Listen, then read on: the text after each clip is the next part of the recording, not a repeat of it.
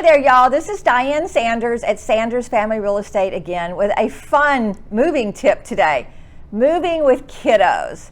I came up with this idea because a client of mine, she had a couple of little children, and it just seemed to be so stressful and emotional over there. So I thought, what kind of tips can I give to help folks like this a little bit more? First of all, you guys, when you're moving with children, tell them as soon as possible. Don't wait to the last minute. They're smart, they know, they pick up on your cues.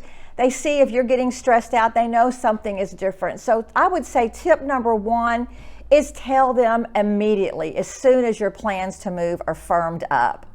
The second thing I think would be a good idea to do is give them a bunch of information, depending on their age level, of course.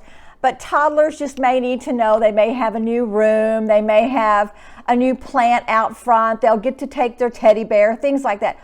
Older children, of course, be a lot more forthcoming with them. Tell them where you're going to be moving, tell them the exact date you're going to be moving so they can plan and research it.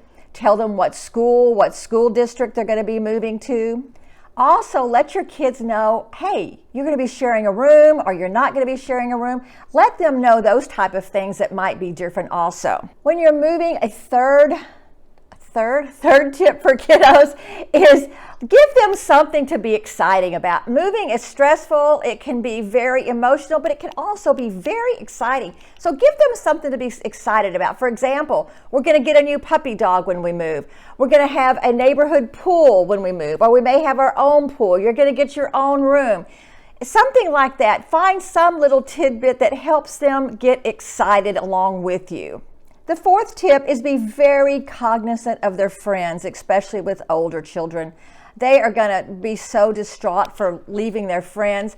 They don't have enough life experiences like you do. They've not been around enough to know that they're going to make new friends. They can keep up with these friends as well.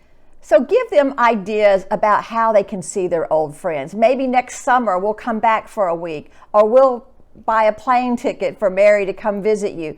Or you can do Zoom calls with them. Every Sunday evening, why don't we make a plan to do a Zoom call? Let your kids know that you understand this is scary for them. Let them know that it's normal to be scared, but things will work out, to give it some time.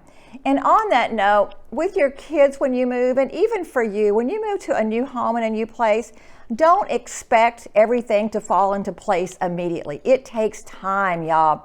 I've seen studies that say it takes up to a year for a home to really feel like yours.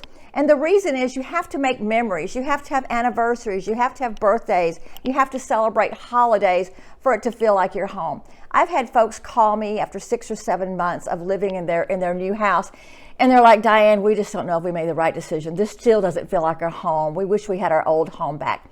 And that's it.